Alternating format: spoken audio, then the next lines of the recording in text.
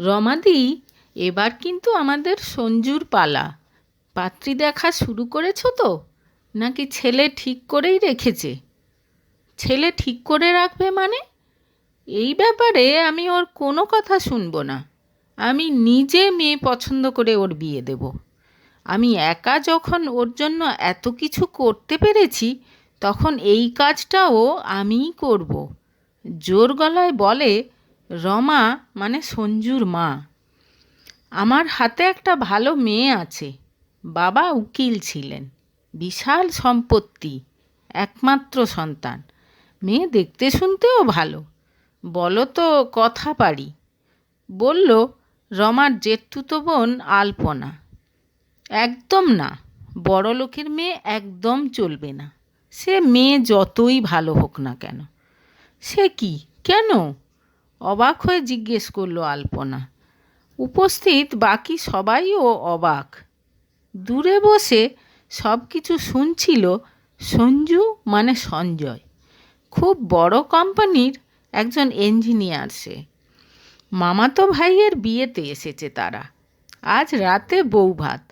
সকাল থেকে মা আর মাসিরা মিলে আড্ডায় বসেছে।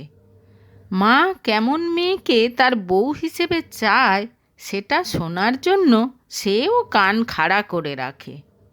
বুঝলি না, গরিব বাড়ির মেয়ে হলে তবেই ঠিকঠাকভাবে সংসার করবে, আমার কথা শুনবে, আমাকে মেনে চলবে, আর কথায় কথায় বাপের বাড়ি চলে যাওয়ার ভয় দেখাবে না। আজকালকার মেয়েরা যা হয়েছে, কিছু বলতে যাও শুনবে তো নাই, আবার মুখে মুখে তর্ক করবে, ডিভোর্সের ভয় দেখাবে। তাই আমি ঠিক করেছি, মেয়ে যেমনই হোক আমার কোনো আপত্তি নেই, বড় লোকের মেয়ে হওয়া চলবে না। কথাটা তুই ঠিক বলেছিস, বলে ওঠে রুনা মাসি। দেখ, আমরা তো আর রূপোর চামচ মুখে দিয়ে জন্মাইনি। অনেক কষ্ট করে যুদ্ধ করে আজ একটু সুখের মুখ দেখতে পাচ্ছি। কোনো বড়লোকের মেয়ে কি সেসব বুঝবে? তাদের আদব কায়দা, জীবনযাপন অন্যরকম। আমি চাই আমার নাতি নাতনিরাও যেন পরিশ্রমের মূল্য বোঝে। মায়ের এরকম অদ্ভুত যুক্তি শুনে অবাক হয়ে যায় সঞ্জয়, সঙ্গে কিছুটা হতাশও। মিষ্টিকে মা মেনে নেবে তো? বিশাল বড়লোকের একমাত্র মেয়ে শুনলে মা তো মিষ্টির সঙ্গে তার বিয়ে দিতে রাজি হবে না। অথচ সে তো অন্য কাউকে বিয়ে করার কথা ভাবতেও পারে না।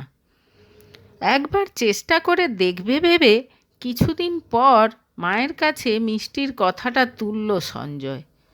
প্রথমে খুব উৎসাহ নিয়ে শুনলেও বড়লোকের একমাত্র মেয়ে শুনেই একেবারে ক্ষেপে গেল সঞ্জয়ের মা।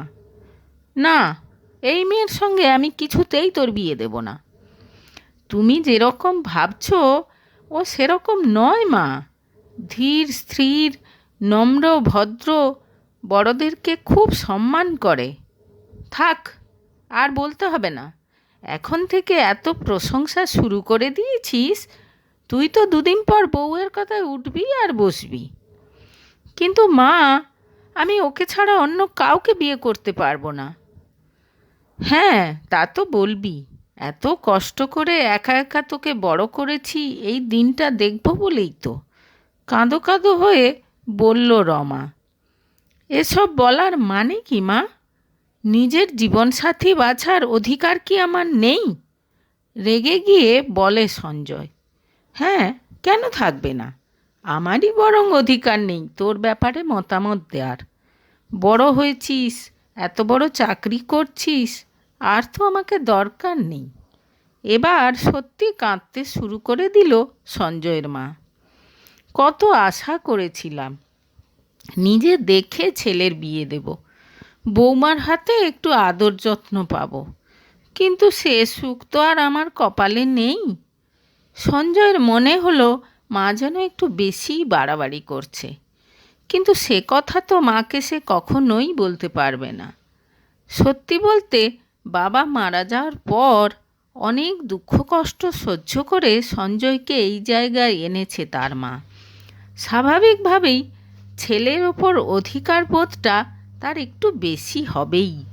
কিন্তু তাই বলে সঞ্জয় নিজের পছন্দ অপছন্দ বিসর্জন দেবে, এটাও তো হয় না।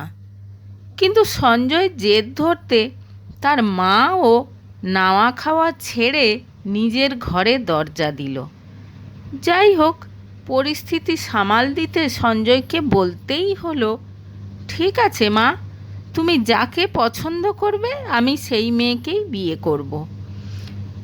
এর 2 মাস পর একদিন বেশ গদগদ হয়ে সঞ্জয়ের মা বলল, একটা খুব ভালো মেয়ে পছন্দ করেছি তোর জন্য। খুব ভালো করেছো, নিরুত্তাপ গলায় বলে সঞ্জয়। আমাদের সদ্ভাবনার সঙ্গে পাঠ শুনতে আসে মেয়েটা। এই বয়সে এমন ধার্মিক ভাবাই যায় না। মা নেই বেচারার। ও আচ্ছা, ছোট্ট উত্তর দেয় সঞ্জয়। অরুন্ধতী বলেছিল ও নাকি অনেক দিন ধরেই ওখানে আসছে। আমি কিন্তু ওকে কখনো দেখিনি, জানিস তো। এই অরুন্ধতী আবার কে? আরে ওই তো, ওই মেয়েটার নামই অরুন্ধতী। কি সুন্দর নাম না? মেয়েটাও খুব সুন্দর, আমার তো ভীষণ পছন্দ। সবাইকেই তোমার পছন্দ, শুধু আমি যাকে ভালো বলবো তাকে ছাড়া। তুমি ভালো বললেই তো হলো না? তোমার আর কি বয়স, মানুষ কতটুকু চেনো তুমি? আমাদের হলো অভিজ্ঞ চোখ, একবার দেখলেই বুঝে যাই মানুষটা কেমন। বুঝলেই ভালো, দেখো আবার ঠকতে না হয়। তার মানে কি বলছিস তুই? না না, আমি কিছু বলছি না। সবচেয়ে অদ্ভুত ব্যাপার কি জানিস? আজকালকার মেয়ে কিন্তু রান্না বান্না সব পারে। সেদিন কি সুন্দর পাটিসাপটা বানিয়ে এনেছিল জানিস? মানে, তুমি না ওখানে ধর্মকথা শুনতে যাও? আরে তাই তো যাই, কিন্তু এখন সব বন্ধু হয়ে গেছে না। ফেরার সময় সবাই মিলে মিলনের দোকানে চা খেয়ে তবে ফিরি। তা ওই পাটিসাপটা বুঝলি, এত ভালো বানিয়েছে না, কি বলবো। আমি যেই বলেছি পাটিসাপটা আমার খুব প্রিয়, এখন প্রায় রোজই আমার জন্য বানিয়ে আনে। বুঝতে পেরেছি, ওই পাটিসাপটা খেয়েই তোমার ওকে ভালো লেগে গেছে। আরে না রে বাবা, মেয়েটা সত্যিই ভালো। বাবু, বলছিলাম কি, একবার কথা বলবি মেয়েটার সঙ্গে? না, কোনো দরকার নেই। রাগ দেখিয়ে সেখান থেকে উঠে যায় সঞ্জু। জানি তো এরকম তো করবি, মা পছন্দ করেছে যে। সে মেয়ে যত ভালোই হোক না কেন, তোর তো তাকে পছন্দ হবে না, অভিমানী গলায় বলল মা। খবর নিয়ে জানা গেল অরুন্ধতীর বাবা একজন বড় বিজনেসম্যান, অগাধ সম্পত্তি, সব কিছুই একমাত্র মেয়ের নামে। এখন কি হবে? মজা করে জিজ্ঞেস করলো সঞ্জয়। দেখ, বড়লোক হলেই যে সবাই খারাপ হবে তা তো নয়। ওদের সঙ্গে কথা বলে মনে হলো মানুষ ভালো। অবাক চোখে তাকিয়ে থাকে সঞ্জয়। যাই হোক, অনেক বাকবিতণ্ডা মান অভিমানের পর মার পছন্দের পাত্রী অরুন্ধতীকে বিয়ে করতে হলো সঞ্জয়কে। মা খুব খুশি। বিয়েতে এলাহি আয়োজন করেছে অরুন্ধতীর বাবা, আর সেসব দেখে আত্মীয় স্বজন সবাই সঞ্জয়ের মার পছন্দের অনেক তারিফ করছে। বিয়ের পর বাসর রাতে পাশাপাশি বসে নিচু স্বরে নতুন বউকে সঞ্জয় বলল, এবার কিন্তু রোজ মাকে পাটিসাপটা বানিয়ে খাওয়াতে হবে, পারবে তো? নাকি মিনতিদিকে আমাদের বাড়িতে নিয়ে এসে রাখতে হবে? মোটেও না, আমি এখন শিখে গেছি, অত ভালো না হলেও মোটামুটি পারি। মা কিন্তু ঠিক ধরে ফেলবে, বিয়ের আগের আর পরের পাটিসাপটার স্বাদ কি করে আলাদা হলো সেটা যখন জানতে পারবে না, একেবারে বাড়ি মাথায় করবে বলে দিলাম। বলা যায় না, তোমাকে বাপের বাড়ি পাঠিয়েও দিতে পারে।